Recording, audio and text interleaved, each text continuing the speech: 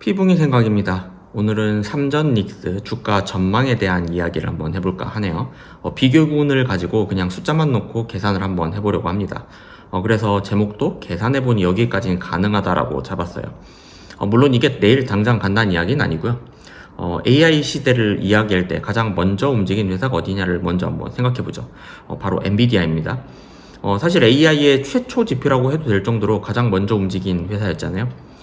엔비디아는 저점 대비 거의 10배 가까이 오르면서 시장을 이끌었고요. 그러다가 약 140달러 부근에서 사람들이 이런 이야기를 하기 시작했어요. AI 거품이다. 이 이상 공급 늘리기 어렵다. 그래픽 단가도 더 이상 올리기 힘들다. 그때 돼서 리밸런싱 이슈까지 겹치면서 주가는 거의 90달러 초반까지 밀려버렸어요. 거의 반토막 난 셈이죠. 당시 유튜브를 봐도 그렇고 뉴스를 봐도 그렇고 AI 버블이라는 이야기 정말 많이 나왔어요. 기억하시는 분들 계신가요? 그런데 결과는 어떻습니까? 회사는 계속 돈을 벌었고 매출은 계속 늘었고 영업이익도 계속 증가했어요. AI 수요는 줄어든 적이 없고요. 오히려 데이터 센터는 계속 늘어났고 빅테크 기업들은 GPU를 더 사기 위해 줄을 서 있었죠. 결국 주가는 다시 반등했고 140달러가 최고점이던 그 가격을 훌쩍 넘어서 현재는 210달러 수준까지 올라왔습니다. 즉 당시 여기가 끝이다라고 했던 가격보다 50% 이상 더 오른 거예요. 저는 이 부분이 굉장히 중요하다고 생각을 해요. 시장은 언제든 조정을 받을 수 있잖아요. 하지만 회사가 계속 돈을 벌고 있다면 결국 주가는 시간이 지나 그 실적을 따라가는 게 엔비디아가 직접 보여주는 사례라고 생각을 합니다. 근데 여러분 이거 어디서 많이 본 그림 아닌가요? 저는 요즘 삼성전자랑 SK 하이닉스를 보면서 자꾸 이 장면이 떠올라요. 물론 엔비디아랑 삼성전자 그리고 SK 하이닉스 같은 회사라는 이야기는 아니고요. 사업 구조도 다르고 시장 위치도 달라요. 하지만 시장이 바라보는 방향은 꽤 비슷하지 않나요? 예전엔 반도체는 대표적인 사이클 산업이었어요. 좋을 땐 정말 좋고 나쁠 땐 끝없이 나쁜 산업.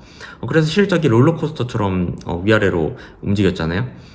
근데 AI 시대가 시작되면서 조금 다른 모습이 나타나고 있어요. 물론 사이클이 완전히 없어졌다고 생각하진 않습니다. 하지만 그 사이클은 한계를 조금씩 넘어서는 단계에 좀 들어섰다고 생각하고 있고요. 가장 큰 이유가 HBM입니다. AI 서버에는 HBM이 필수죠. 근데 현재 시장은 공급보다 수요가 훨씬 많아요. 엔비디아는 GPU를 만들지만 GPU만 있다고 AI 서버가 돌아가는 것은 아니잖아요. HBM이 반드시 같이 들어가야 됩니다. 문제는 그 HBM을 만들 수 있는 회사가 거의 없다라는 거죠. SK 하이닉스, 삼성전자 그리고 일부 마이크론 정도입니다. 수요는 폭발적으로 늘어났는데 공급은 그 속도를 따라가지 못하고 있어요. 메모리도 다 포함해서요. 얼마나 공급이 부족하면 애플 같은 세계 최대 기업조차 계속 메모리 공급에 대해서 이야기를 하고 있으니까요. 우리가 잘 모르고 있을 뿐이지 대형 고객사들조차도 원하는 물량의 절반도 받지 못하는 경우가 지금 많다고 해요. 그만큼 공급이 부족한 시장입니다. 이런 구조라면 과거처럼 단순히 반도체는 경기 사이클 산업이니까 끝났다라기보다 앞으로도 계속 갈 수 있는 꾸준한 사업이 될 거라고 생각하고 있습니다.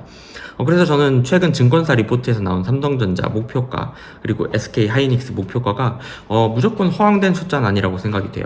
물론 증권사 목표는 틀릴 수 있겠죠. 하지만 저는 단순하게 이렇게 생각을 합니다. 엔비디아도 시장 끝났다고 말하던 140달러에서 그 시점 최고점에서 50% 이상 더 올랐어요. 그렇다면 삼전 닉스도 최고점이었던 그 삼성전자 60만원, 하이닉스 450만원 같은 숫자가 결코 꿈의 숫자는 아니라는 이야기죠. 물론 당장 다음 주에 간다는 이야기는 아닙니다. 다만 실적이 계속 성장한다면 충분히 계산 가능한 영역이라고 저는 생각이 들어요. 여기서 제가 예전에 이야기했던 그 하나 이야기를 해볼게요. 계엄 시국일 때였습니다. 당시 코스피 진짜 안 좋았잖아요. 시장 전체 무너지는 분위기였고요. 주변에서도 한국 시장 이제 끝난 거 아니냐는 이야기 많았고요. 근데 저는 주변 사람들한테 이런 이야기를 했어요. 코스피 정상화되면 1년 안에 3,800도 갈 수 있다. 물론 반응은 뻔했죠. 무슨 말도 안 되는 소리냐, 너무 행복해로 아니냐 라는 이야기 많이 들었어요. 근데 제가 그 숫자를 말한 이유는 단 하나였어요. 그냥 계산을 해봤어요.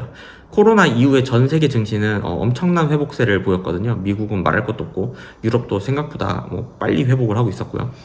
전 단순히 미국처럼 갈 거라고 계산한 건 아니고요.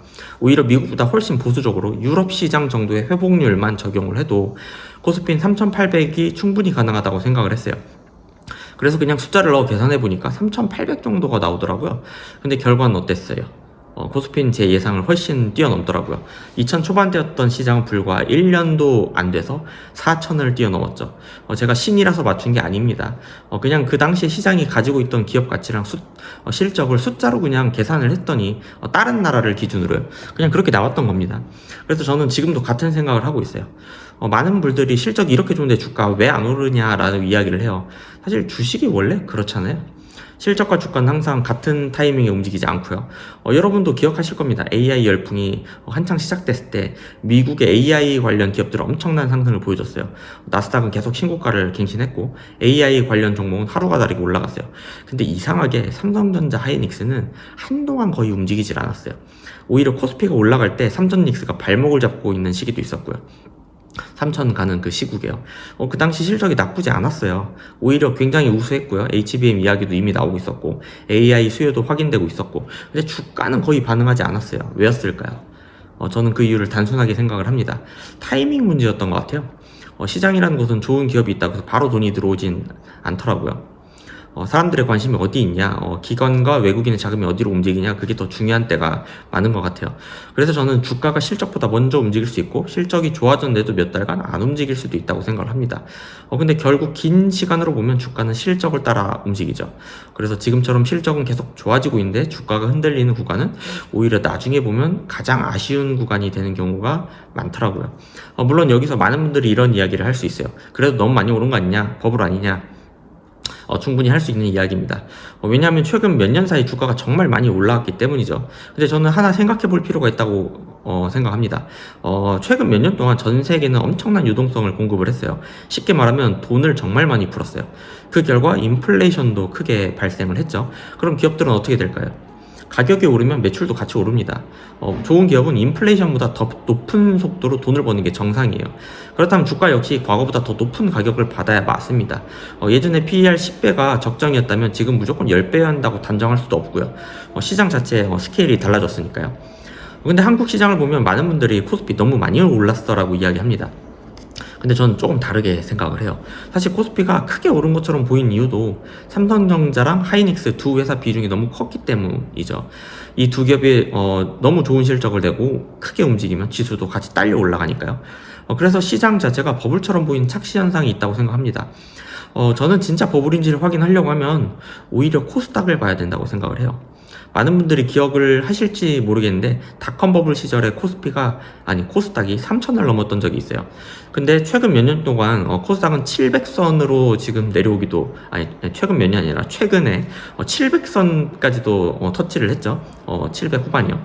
지금도 과거에 비하면 아직도 한참 낮은 수준입니다.